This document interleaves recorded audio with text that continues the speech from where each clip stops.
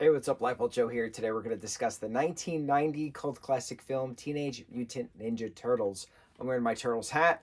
I don't have any other Turtles hat. I only have a Christmas Raphael hat, and so that's what we're wearing for the 10 Ninja Turtle reviews we have coming up in our marathon. I have a Ninja Turtles, my shirt, one of my shirts. I got two shirts. This is a franchise that holds near and dear to my heart. I've been a Turtles fan since I was a wee little child. Still in the womb. My parents, when they first got married, they had a turtle. They named him Raphael. It's been a family obsession ever since I was born. I was born in 90. The film came out in 90. To be completely technical, it came out March 90, and I was born in March of 90 as well. So I am this franchise. This franchise is I. It's such a wonderful, nostalgic, glorious, gritty film, cult classic film. The puppeteering and creature design from the Jim Henson Company is flawless. It's just a wonderful, wonderful project. So the first three are the live action suits, and then there's CGI films, and there's CGI live action mix films. But this is I think the only three, the four, one, two, and three, that we're talking about. The '90s ones are the ones where the guys are actually in the costumes. Moving forward, it's not a thing. There's a TV series, but we're not actually going to watch that within our marathon. We're just going to focus. I have a list of 10 movies. We're going to watch the 10 movies, discuss it for a week and a half, and then here we go. So, this first film, 1990 film, we're in Manhattan. We have our turtles. They're 15 years old. Their master is Splinter, who is a rat. And so, why are these animals talking? Why are they all, human sized? Well, it's explained that there was this green ooze that they crawled through in the sewer, and then they started to grow rapidly, and Splinter started to grow intellect rapidly, etc. So, flash forward 15 years, we're in now 1990, technically 89 when it was filmed, but in 1990 when it was released. And so the turtles are skateboarder dudes. They say radical and Splinter at the end brings in the cowabunga, but they say excellent all the time. It's just a wonderful surfer bro kind of vocabulary, even though they're New York based, not LA based. Wonderful. So they go off on their training, and then Raphael's kind of doing his own thing, and he's fighting these muggers for this woman who he now has a crush on, who happens to be April O'Neil, who happens to be a reporter for the local news station, who's trying to do investigations on the Foot.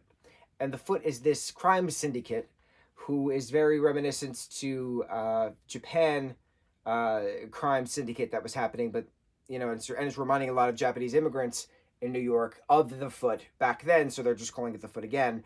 Lo and behold, that it is actually run by the same crime syndicate. So it's just interesting how one thing can move from one place to the next.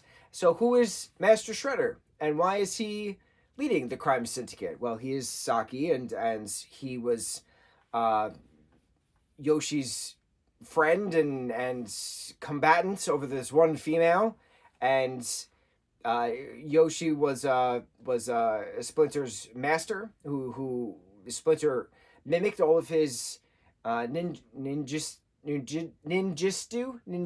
Is that what they called it? Ninjistu. Ninja stew. It's not ninja stew. I think he said ninja stew.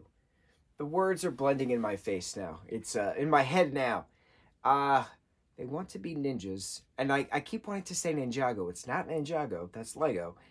Ninja stew. I think it's ninja stew. I probably am wrong. Anyway, so they're learning the means of martial arts, right? Splinter is learning from his master, and so he brings that to New York when he is forced to move to New York with Yoshi. And so why is Splinter now raising these turtles? Because he can, and he wants to be the good father for them and raise them and be strong, upstanding ninja pupils. So Splinter has a face-off with the Foot Clan, and he's taken away into Master Shredder's hideout in a warehouse in Brooklyn, basically.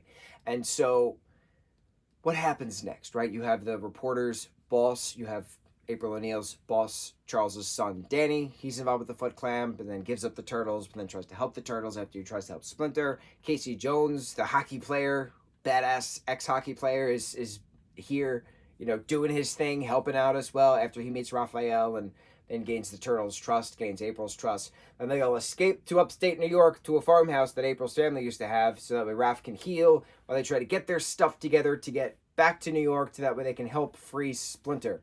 So then they get back to New York, they fight off the Foot Clan. Shredder is thrown off the roof from Master Splinter into a garbage compactor, which Casey then closes and compresses him down. But is he actually dead? And so then it's now a matter of the Turtles go back into hiding, knowing that they have to, keep their in the shadows kind of mindset. But now that the Foot Clan is at bay, what happens next in regards to these three particular Turtle films, right? So, within regards to this property, it's so gorgeously crafted in regards to the puppeteering, the craftsmanship that the Jim Henson Company does in general. I've seen the Michelangelo costume in person at the Planet Hollywood restaurant in Times Square. And when I was there, 20 years ago, the last time I was actually there, my God, I'm old. 15 years ago, last time I was actually there. One of the feet of the Michelangelo costume is actually coming off. So we have it like hanging from the ceiling. And it's like so upsetting because back in the day, 70s, 80s, 90s, those kinds of projects, the Jim Henson Company used foam to make these puppets. And it works, and it's, now you use silicone now, but back then they used foam. And foam rots away. Foam disintegrates very quickly. And so to see this puppet, to see this costume disintegrating in front of us is just, it hurts my soul. I don't know if you've seen the like original Master Yoda puppet from Star Wars, which is Jim Henson puppet. Just a rotted corpse of a shell. It's disgusting. But it's just, and it's so sad because it was a beautiful puppet. But now, like I said, nowadays they make stuff out of silicone, which is different, and it lasts much longer, obviously. But art, progress of art, right? So from a technical standpoint, from that nostalgic standpoint, from the watching the cartoon with my brother all the time standpoint, this is the 40th year that the Turtles have been around. The Ninja Turtles, Teenage Mutant Ninja Turtles started as a comic book series, a black and white comic book series in 1984. Here we are in 2024. This is why I kind of wanted to do this all now. Also why I wanted to start recording this. Obviously, I'm not going to be posting this until much later, but started to record this in March of 24 because the film came out in March of 90, and this is the 40th year, 84 to 24, for the franchise in general. It all comes together, right? This is why we make our lists and we go through our things. I finished with my Netflix list of films that I had to catch up on, and then eventually I'll pick back up on that with the new stuff I added. But I want to knock out the shows after I do my Ninja Turtles marathon. So that's why we're here right now. But anyway, back in the day, the comic was just black and white, and then eventually the Turtles all got red, eye masks like Raphael has, that we know him now. But then eventually they all got their own colors. So Raph is red, Michelangelo is orange, Donatello is purple, and then Leonardo is blue. But they didn't all start out that way. They started out black and white, then they went to just red, and then they went to their colors. So to have this being a 40-year franchise, to have it still being within regards to comic books produced, there's been so many team-ups as well. There's been Batman versus Ninja Turtle comics. There's been Power Ranger versus Ninja Turtle comics. There's been Stranger Things versus Ninja Turtle comics. I have Stranger Things versus Ninja Turtle figures up to my right, your left. It's just wonderful seeing the collab and the crossovers come together, and it's neat because it is always fresh. Mutant Mayhem just came out recently, and it's just showing the Turtles being teenagers in present-day New York. And that's what's awesome about the Turtles, is that they're supposed to be teenagers in present-day New York. That's why the 2014 remake annoys the hell out of me, and I only saw it once. So we're going to rewatch it, and I'm going to see if I still feel the same way. But, yeah, they were not teenagers in the remake, in the new iteration in the 2014 Turtles. I think, and it was just called Ninja Turtles, like, when it was first being, like, promoted. And we're like, bro, they're Teenage Mutant Ninja Turtles. And you got these turtle things as 20-year-olds. I was like, what? And then eventually the name was changed back to Teenage Mutant Ninja Turtles. But it's hard watching that film, especially with the weird CGI. We're going to get to it. We're going to enjoy our nostalgic 90s films. I love the songs at the end. The hip-hop score throughout is wonderful. Another thing I want to comment on this, which I didn't notice until recently, as in today when I'm watching this for the billionth time, there is so much product placement in this actual film. Like, you have Burger King, like, cups and, like, holders for the burgers, like perfectly placed in the warehouse by the kids. You have like a whole stack of Pepsi Cola cans, cans just from floor to ceiling, right in this one corner of this warehouse as well. You had what was it? The Turtle Wax. You know, Domino's is the company that's delivering the pizza constantly to them. It's just neat seeing the appropriate product placement, not an overabundance of product placement, as in we're watching a giant commercial for an hour and a half. It never feels like that way. But it's just great watching this again, reliving all these happy moments of my past, growing up with this as a family unit, growing up with this. But then watching it from a technical standpoint, watching the practical guys in puppets, like actual suits, and doing the movements. And it's just, how do you do that? How did they do that? So talented, so crafted, such craftsmanship in regards to the craft. There we go. That was the fancy stuff I was trying to say.